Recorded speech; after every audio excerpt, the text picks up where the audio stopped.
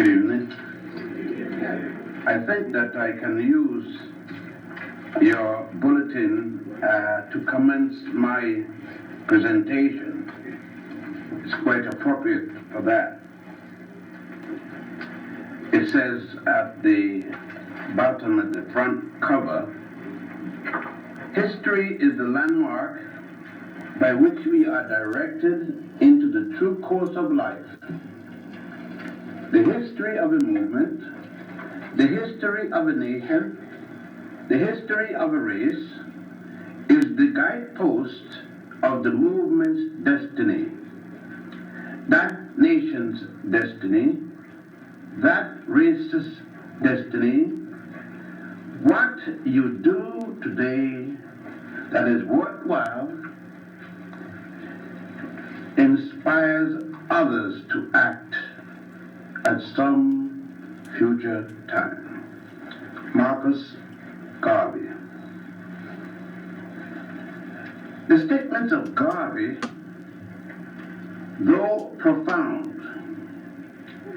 in most universities, and particularly in his major writings, the most knowledgeable of them all being the compilation by his second wife, Amy Jacques Garvey. His first wife was Amy Ashwood Garvey. It seems that Garvey like the Amy girls.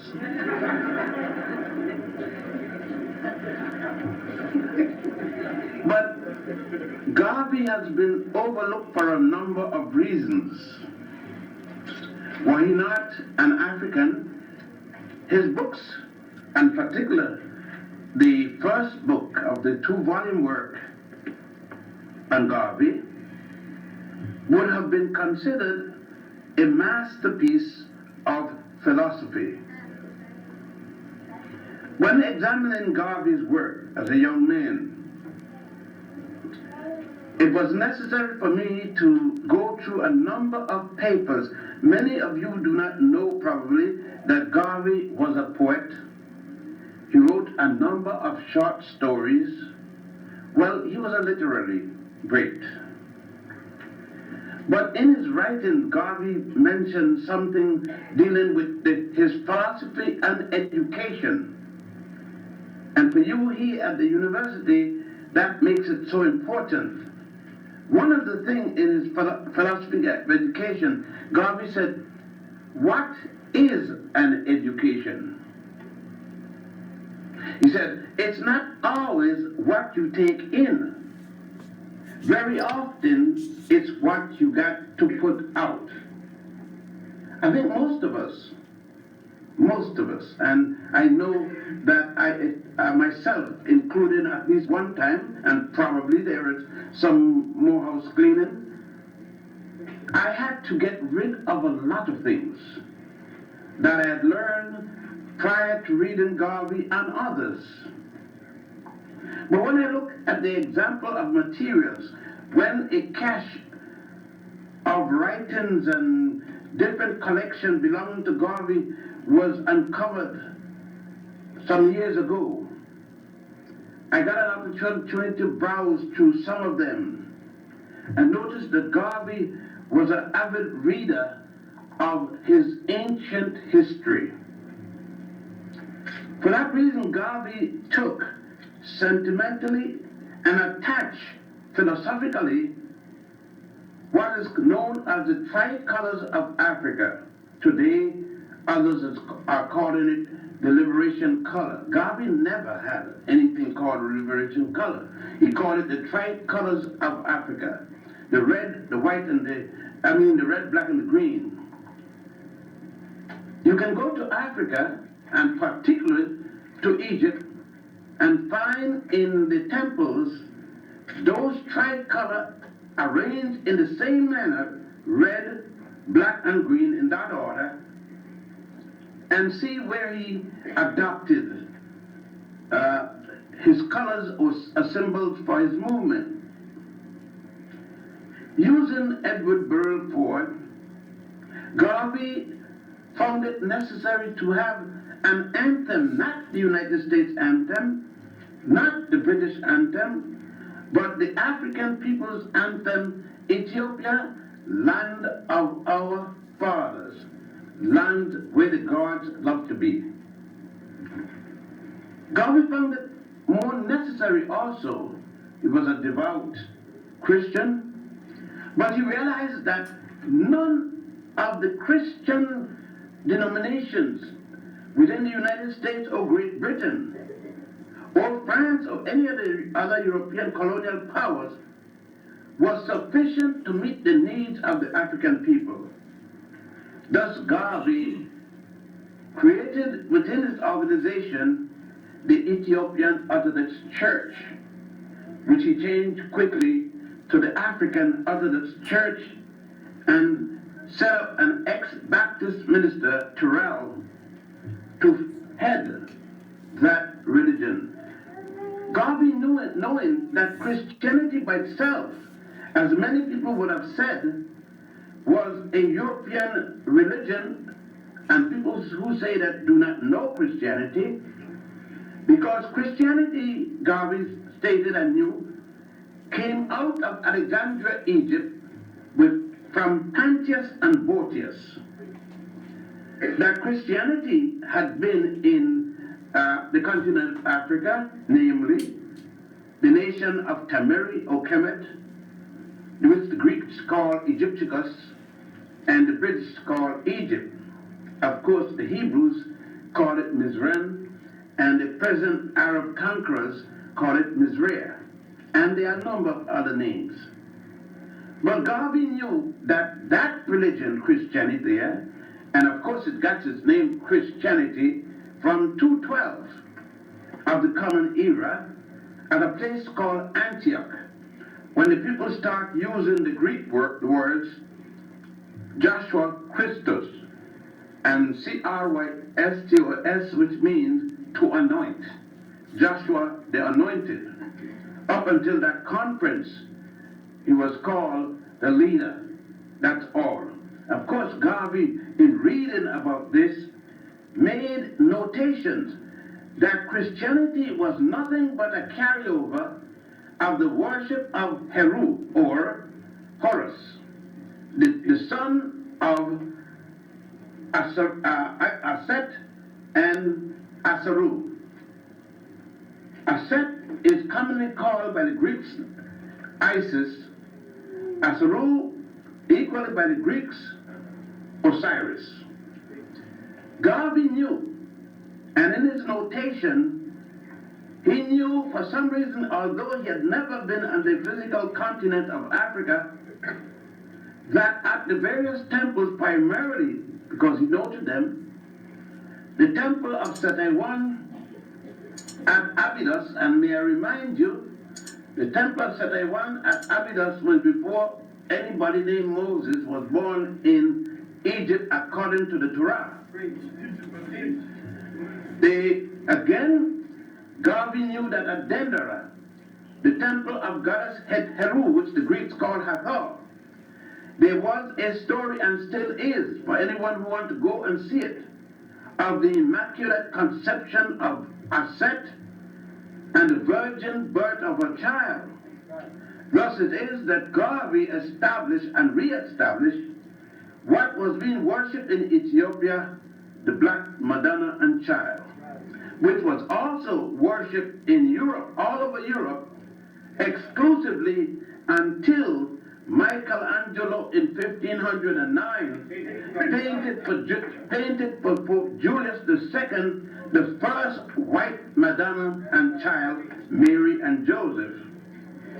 Of course, Garvey knew there was 16 such black Madonnas and Child, Jesus being the last of the 16. Garvey understood the concept of the fundamental principle of a religion, its moral laws, and he upheld them and taught them to his followers of his movement, the Universal Negro Association and African Communities League. Garvey reminded his people, his followers, and they had to be African, that it was impossible to live without a moral code. And when others asked about adopting the Ten Commandments, Garvey said no, he was not going to adopt any second-hand set of laws. Garvey knew that the Ten Commandments was a joke, that there was no Moses that gave to the world any Ten Commandments, because we don't have Moses until the 18th dynasty, and that Moses wasn't born before 1346 before the Common Era. And Garvey spoke of what was known as the 42 admonitions of Ma'at, or commonly called the 42 negative confessions, which we can find in the book of the Coming Forth by Day, which Budge, the Englishman, changed to Book of the Dead. And if you want, you can find them in the Osirian drama of the Book of the Dead, the 42 laws, such as, Hail Ma'at, I have not killed man nor woman. Hail Ma'at, I have not stolen. Hail Ma'at, I have not coveted another man's wife. Now, in the Jewish folklore, that attribute to a man just came yesterday.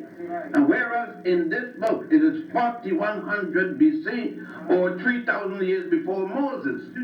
And Garvey knew that if Moses was in fact a reality, that Moses is said to have been born in Africa at a place called Goshen in a state called Egypt.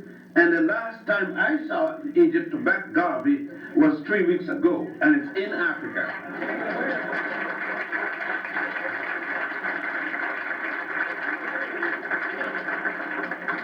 So the fundamental things about this, Garvey knew that he could move his people because his people was quite capable.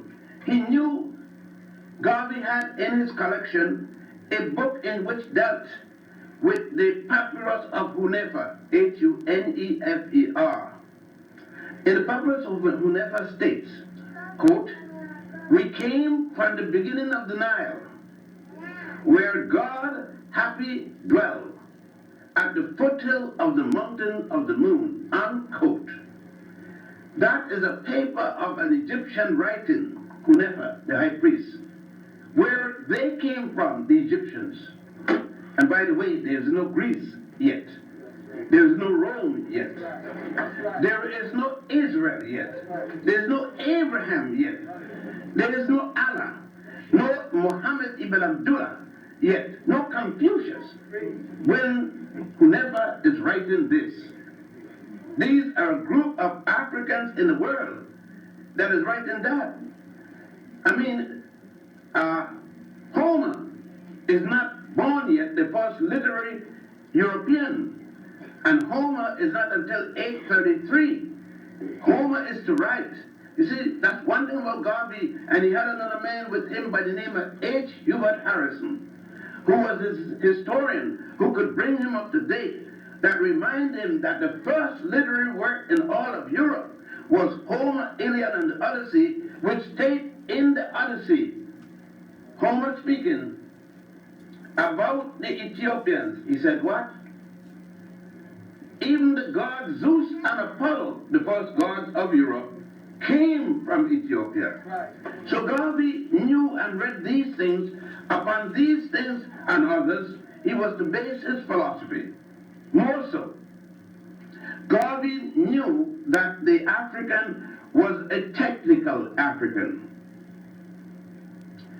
It is equivalent to these days, he would be a multi-genius equivalent to one of them by the name of Imhotep, or combined Imhotep.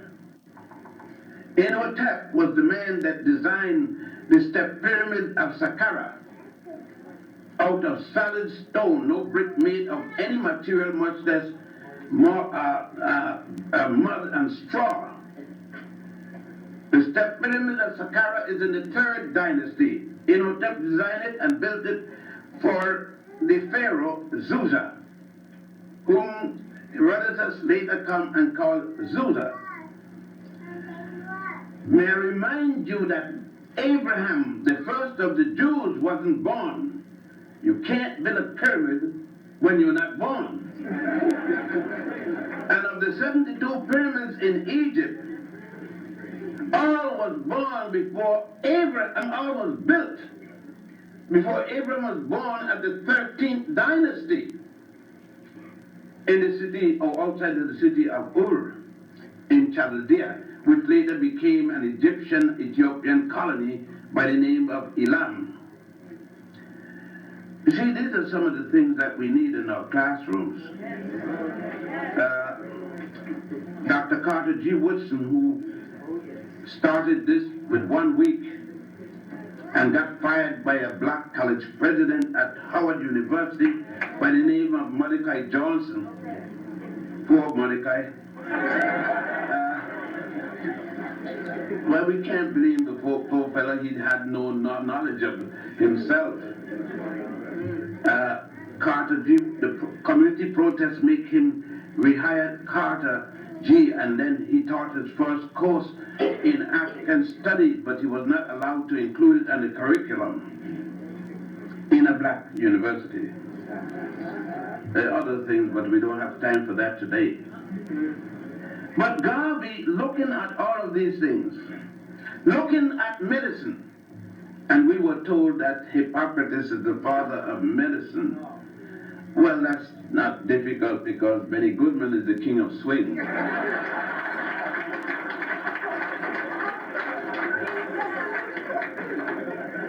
But nevertheless, Garvey had looked at the number of medical writings or medical papyri. Notably, let's take one of them right in the Brooklyn Museum, the Edward C. Smith medical papyrus for surgery. And that's 1770 before the Common Era. Hippocrates wasn't born until 333. So this papyrus, this medical writing treatise, is 1400 years before the father of medicine. Garvey looking at these things, citing them, and writing individually in the world, in the Negro world. He would write a column on all kinds of different things. On economics, law, medicine, cited all of these things as he continued. You see, we only know Garvey for Back to Africa slogan, but we don't know the literary critic, the literary man Garvey. And that's the one we need to deal with a little. Garvey, examining this, dealt with medical writings like the Evers Papyrus, a papyrus that deals with, during the time of Queen Hatshepsut, the first woman who acted as both king and queen. The first woman that, I think that if she was around, AIDS wouldn't have been too popular among, because she developed a suppository to insert it to the vagina to stop pregnancy in 1555 before the Common Era. With all this knowledge then, and added to that the knowledge of Thutmose III, the son of the same Hatshepsut, who completed the expulsion of the first non-African people to have come into Egypt. With all that knowledge, Garvey then turned to examine, to establish not only the philosophical basis for his organization, but an economic concept that a man who amassed a fortune of more than $50,000, and you got to imagine the time in which he's speaking, in the 1920s, should not be add to that money, but should work from then on, and the money he makes should go for the benefit of his people. That the $50,000 should be an a maximum he can hold in any bank account. So in order that others would eat. So he called it civilized capitalism. Capitalism in the sense of what another African by the name of Alexander Hamilton had instituted in this country. Oh, by the way, I know a lot of people got frightened when I said that, so I better stop a minute to clarify that. I'm talking about the fellow that Burr killed, and American history lied and said it was for politics. It was over that blue-eyed girl in Philadelphia. You see, Burr knew that Hamilton was from Nevis, and he knew that Hamilton's father was an Englishman and his mother was an African, and that he was raised up in St. Croix in what is known as United States Virgin Islands, at the time of the Danish Virgin Islands, where such children were sent to be raised because the fathers couldn't have them with their European wives. Of course, there were many fathers with African wives at those times. Since rape didn't start with black people doing it, the slave didn't rape the master's wife. Somebody got raped, but it wasn't the master's wife. Garvey knew that too, so, more than anybody else. He saw it constantly in Jamaica. Garvey running down, as these are stuff, it moved Garvey to ask the question. When he wrote his poem, "Wake Up, Ye Mighty Race," Garvey, again speaking, said in his philosophical concept that the African must have one God, he must have one aim, and he must have one destiny. After that, he brought forward the catchwords, the motto, by block. Garvey said that these things to many would sound as if it is racism. He said, but in these United States and in the 12 colonial powers of Europe, he was speaking specifically of those who had gone and established their control over the world in what was then called the Berlin Conference. A conference called by Otto von Bismarck and Wilhelm the Kaiser in 1884, which discussed, adjudicated, and came up with the conclusion called the Berlin Convention and Conference and document, of which the United States of America participated fully. The representative of the United States of America was Edwin H. Terrell, carrying the title Minister, Plenipotentiary, and Ambassador Extraordinary. The subsequent conference to that was called the Brussels Conference. That is the conference that followed the Berlin Conference, where Leopold was given the richest part of Africa as his personal estate, backed by the United States government, its Senate, and its Congress, and of course Ulysses S. Grant, its president.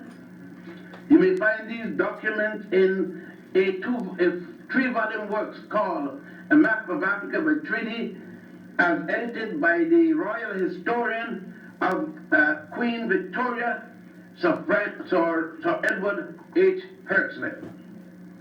So that when they tell you in school that the United States had nothing to do with the partition of Africa, somebody's lying. It's too well documented, and you could read the congressional records, and you will find to the contrary. At the Brussels Conference, which was called later after the European powers, England and others, tried to rob from Leopold after the founder had given him the richest part, the Brussels Conference the United States was represented by Casson. I forget at this moment Casson's first name, but with the same title as Edwin Terrell. All of these matters Garvey had in which he used to come up with his various hypotheses and subsequent philosophy. In the Philosophy and Opinions of Marcus Messiah Garvey, the first book of the 2-volume book edited by his wife, the second wife, Amy Jacques Garvey, Garvey wrote extensively on all concept, all detail. The reason Garvey said it was necessary to have a paramilitary organization in the United States, he felt that it was impossible for a nation of people, and Garvey saw the African in the United States, the Africans anywhere in Europe, as a nation within a nation. Garvey said it was impossible to integrate a slave with a master. And Garvey said, whenever the slave accepts that he's the master, solely because the master has relieved him by removing the shackles of slavery, and that the slave did not force the master to remove the shackle. The reason the master could feel safe in removing the shackle is because he knows that the shackle is no longer and the physical property of the human being, but it has gone to his brain.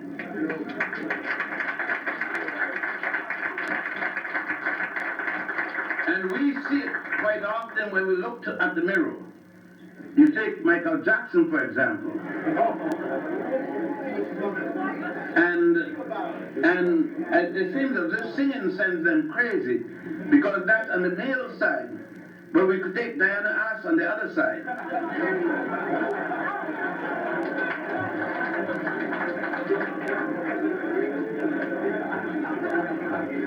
Since the Africans believe in the law of opposite, it is necessary that we put male and female so that no one hollow sex discrimination.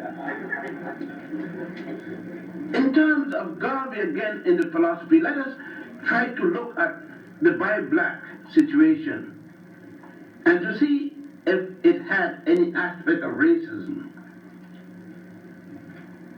Garvey, in saying bi-black, he felt, and as he did, where Garvey put his mouth, he equally put his dollars, or at least his people's dollars. Garvey built for them economic institutions, the newspaper, the Black Star Line, the shipping company, bakeries, grocery stores, and he started to manufacture, because Garvey said, if only we could sell one match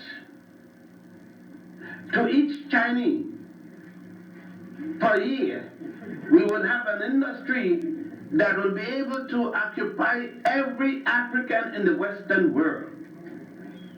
He said our problem isn't being invited to the Rockefellers for dinner. That is it, because we might not like the way they cook anyhow, because they don't use much seasoning. He says, and then we can't reciprocate. We will be at a total disadvantage. He said, wherever we are, we must control the economy in that spot. He said, no people begging for a dinner can have dignity or respect. No man who cannot support his wife can be respectful of her. I rather repeat that one. There's a big clamor about black men leaving, and Garvey cited it. Black men leaving their family, and the society saying it is a racial trait in black men. Garvey asked, how come that trait doesn't work in Africa? It's only over here. How come it didn't work in slavery? Garvey said, in slavery we fight like hell to establish marriage when the society didn't allow us to marry. We established our own rules. When they say we couldn't go to the church and get married, we then established our rule for marriages. Not only did we do that, but we understood that the significance of it, it was not a matter just for something called holiness, because we know that isn't the reason people marry. It has nothing to do with heaven. Because what God put together, man can't put asunder. So don't say the stupidness anyhow. Garvey said that the reason for marriage is a security for the woman and her family. It got nothing to do with God. If God is so bad and want a marriage to stay together and didn't want somebody to break it, he killed a man who tried to break it. Or kill a woman who's trying to break it. So since God has nothing to do with it, let's deal with it. It's man. And you can't protect a marriage when you're broke. Because your wife can't eat love. She can't put it in the pot. Garvey said, Garvey maintained for the African man to have dignity, he must control his economy. If he controls his economy, then he can give to his wife what other men do for their wives. But if he does not, he will forever be a man whose wife is subject to abuse and whom he can never protect. I mean, the Garvey's philosophical thoughts were fundamental. And one thing Garvey said, particularly, I should probably cite from before, in endorsing what Dr. Edmund Blyden had already said in accepting the presidency of the College of Liberia in 1883, in context with the previous statement that was made, Africa for the African, to which Garvey had already added those at home and those abroad. Blyden is speaking about the beauty of the African woman, had maintained that the African woman has no other woman to set an example for her beauty. That is something I wish the African woman here had heard Garvey speaking about. Let me repeat that. I mean, I think it's good. It caught me to my funny bone.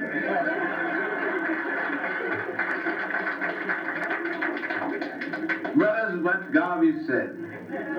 And I know most of the sisters do certain things because you aren't looking at her. And she's trying to look like a European because you like to look at Europeans. I remember a few years ago she wanted you to look at her in her African splendor. As Garvey said, at the breadth of the Garvey movement, the Grandiosa models in the 60s, they wore the hair natural. You couldn't accept the natural African look. You made her put a name to it, Afro. Now, I don't know how you could spell Africa with an O in it. But then being in college, you get sophisticated.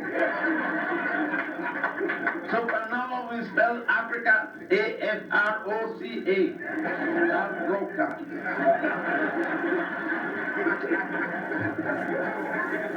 But Garvey maintained it, just like the other day I heard Bo Derek gave us the cornrow.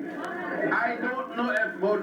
Now, I know I'm 69. I know Bo Derek isn't 69. Now, I know I saw my mother when I was knee-high to a grasshopper, cornrowing her own hair, cornrowing my sister hair, and she would have cornrowed my daddy hair, but he didn't go for no pageantry. He said no.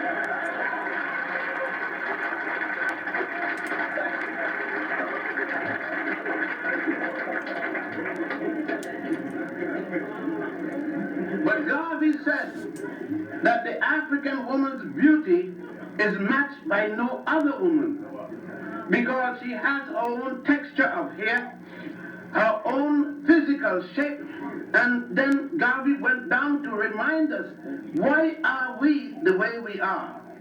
And Garvey said, if we had narrow nose in all that heat in Africa, we'll suffocate. For the heat to get out the brain. And it's a fact. If we had this thick lips, thin lips in Africa, we could not, in all that heat, kiss conveniently. If you girls who have never been kissed by a thick lip, you have never been kissed before.